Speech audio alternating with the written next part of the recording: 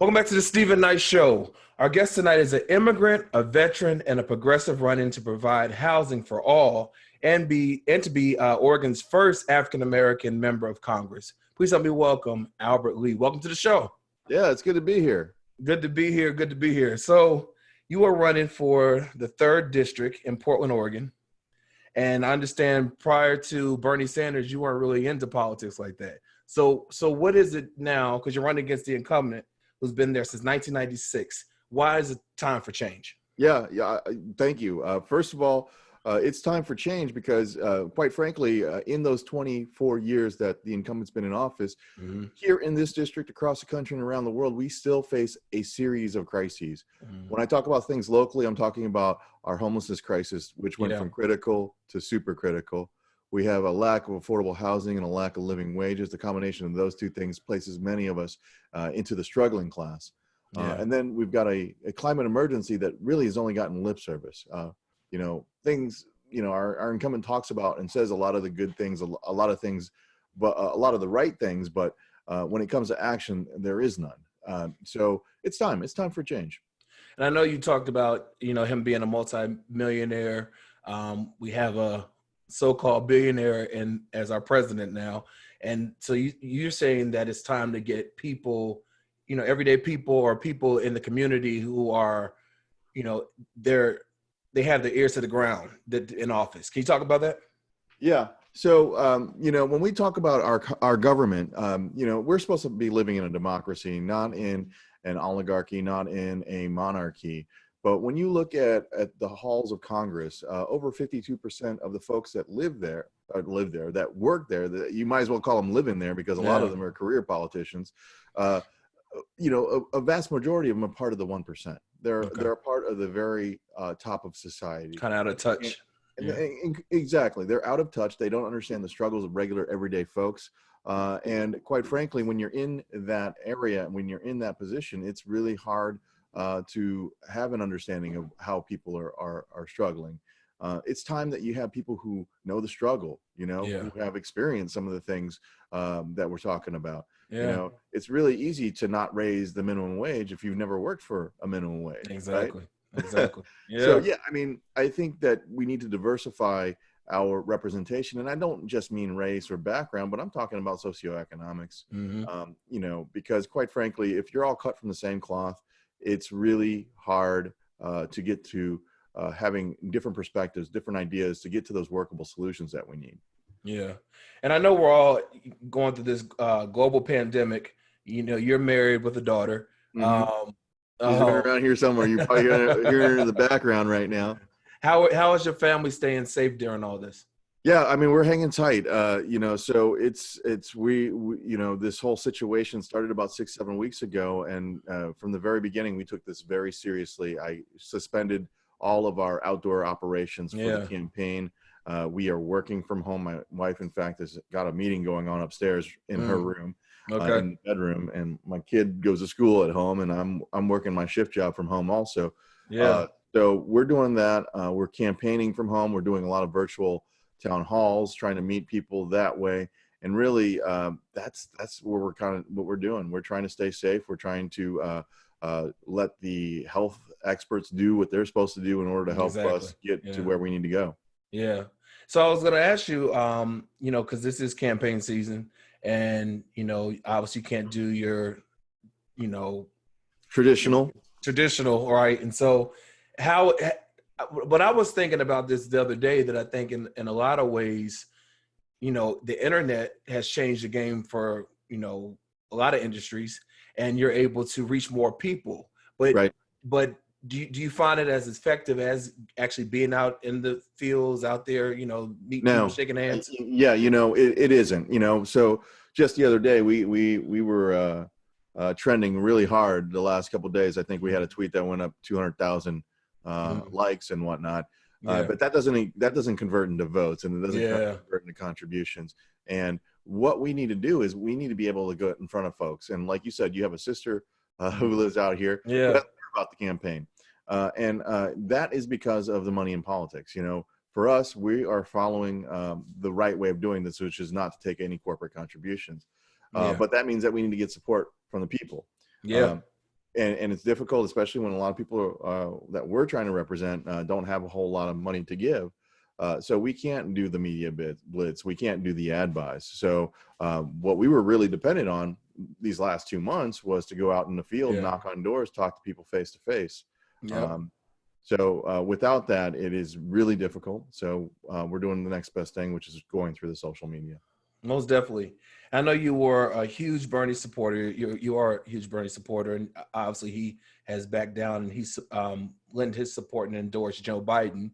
And I was listening to another interview you did, and they were asking you, just for our audience, how do you plan on encouraging people to, to support Joe Biden? Because a lot of Democrats at this point, they're just trying to get Trump out of office. So what is your plan to help people go that way? Because a lot of Bernie bros or supporters aren't for Joe Biden. Yeah, you're right about that. So, I quite honestly was frustrated to hear that Bernie endorsed Biden without any kind of concessions, because we have a huge group of progressives who are for a universal health care plan, for debt reduction from college, for a lot of these things. And what we saw was an endorsement without any concessions. And so that is extremely frustrating. And quite frankly, I think that the Biden campaign still has a long ways to go in order to build that bridge. We may have followed Sanders. We followed Sanders for what we believed in him, not necessarily for the Democratic Party. Right. And I understand that can be complicated, and I understand people's frustrations and fears of a second Trump presidency. But Trump, Obama, Biden, for Black folk, for other folks, it's the same thing, just a different leader. So I'm not fully buying that. So I'm not fully buying Biden will be any better than Trump. I think that on paper it might look better, but look, when Obama was there, we had a Supreme Court pick, and the Dems folded. They let the Republicans stonewall them and not fill that seat. So who's to say even if there is a Biden presidency and there's another vacancy, who's to say that the Dems won't fold again? I'm not a party loyalist. I'll tell you that right now. I'm about principles. I'm about what's good for the people. And right now, what I see is two parties that are part of the same corporate entity. And we need to get, our party, the Democratic Party, back to the left, back to the working class, back to fighting for and representing the people. Most definitely. Most definitely. Now, Biden has said that he wants to have a female VP nominee. Tokenism. I'll tell you that right now. And he also said he wanted to have a Black Supreme Court justice without any merit, without any consideration of aptitude. I think that's just blatant tokenism. But go on and say what you're going to say. No, I was going to ask you, well, who do you think would be, because obviously there are a lot of women who qualified. Who do you think would be a good nominee for you? Quite frankly, we need to look at folks like Nina Turner. I think that she is, an excellent pick. I think that is one way that you can bring some concessions and bring in that progressive fold of the party back in. If you're looking at another. What do you think about Stacey Abrams? I like Stacey. I had an opportunity to meet her at the Black Campaign School about 2 years ago in D.C. And she is amazing. I think that she's got all of the attributes to be an effective leader. I don't know if our politics are exactly aligned, because I think that she's more center, left. And me, I'm on the left. Yeah, I'm on the left. So, I think that she would be a competent and capable leader. Yes. Yeah.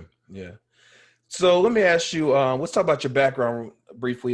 You grew up, you were born in South Korea. Your dad is Black African-American man, your mother Korean woman, and you all moved here.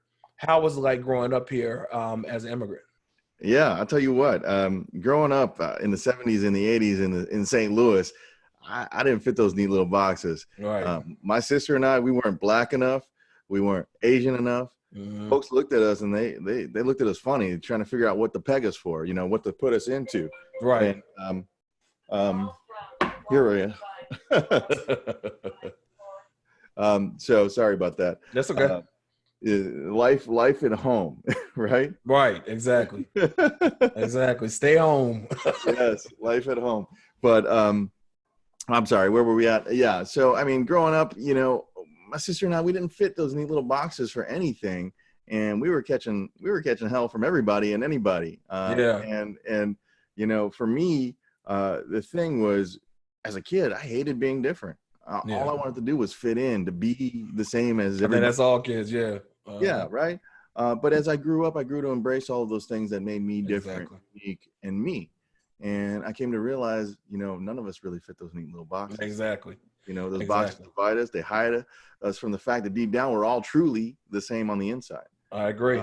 And that is what we need to do, is look at not the differences, but what are the things that bind us together, and try to work on developing those and bringing those back together. Because right now, this nation is peeling and busting and separating at the seams.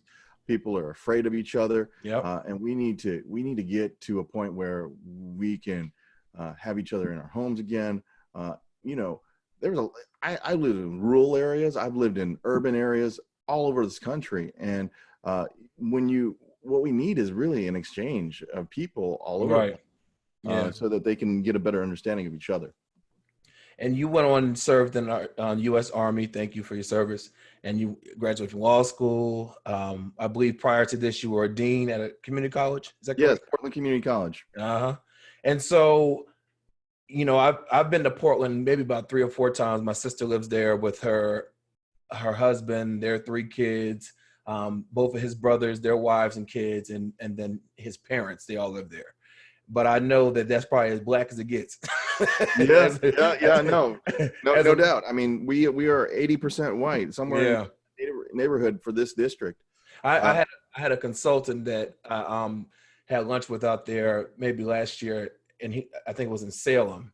Mm-hmm. And he said that Oregon is the whitest, and he was white. He said this is the whitest state I've ever been to. LA. So how was it for you? A black man running for office.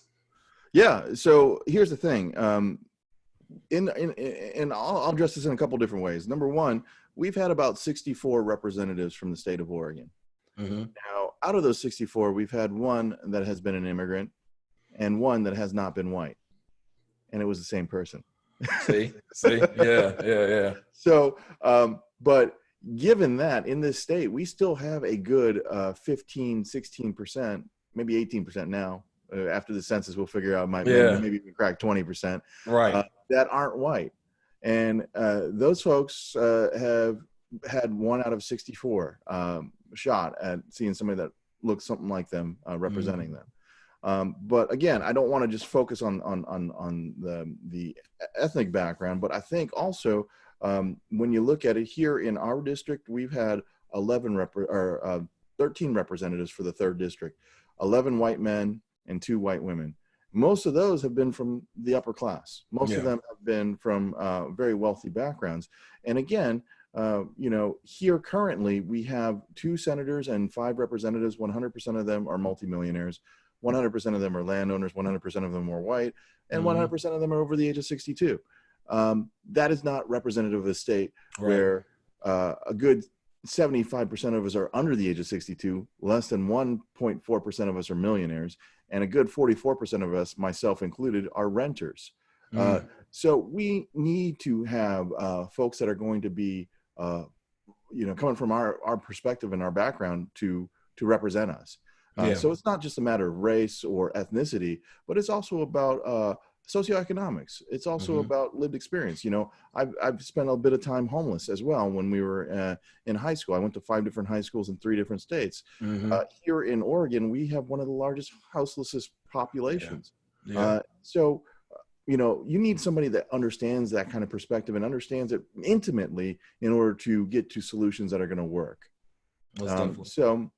That's where I'm coming at from it. And as far as running in a very white state, I have my faith in the people. I have my faith that they will go beyond skin color, they will go beyond ethnicity, and look at values and say, Yeah. is this kind of person that upholds the values that I hold? Mm-hmm. Most definitely. Most definitely. Want to close and tell everyone just a last attempt on why they need to vote for you, why they need to vote for Albert Lee. Yeah.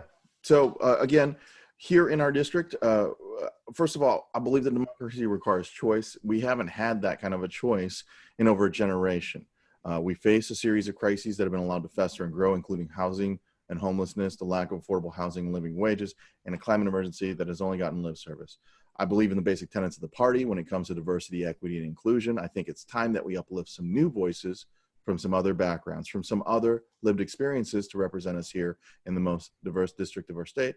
And quite frankly, and most importantly, I think it's time that we end this oligarchy, this rule by elite career multimillionaire politicians, and replace them with citizen representatives who know the struggle, who won't take corporate contributions, and who truly represent and fight for the people. And you can find out more information about our campaign at albertlee2020.com. Albert, I want to thank you so much for taking time out your busy schedule to join us. I know we're all staying home and trying to stay safe. And I know with your wife and your child, it probably can be a little challenging, but thank you so much for taking time. And I wish you most success. And I'm going to have to check you out when I come out to Portland. All right. All right. Thank you so much. Appreciate it. All right. Thank you. Well, listen, our thanks go out to Albert Lee for joining us tonight. For more information, go to our website, thestevenknightshow.com, and we'll be right back after this.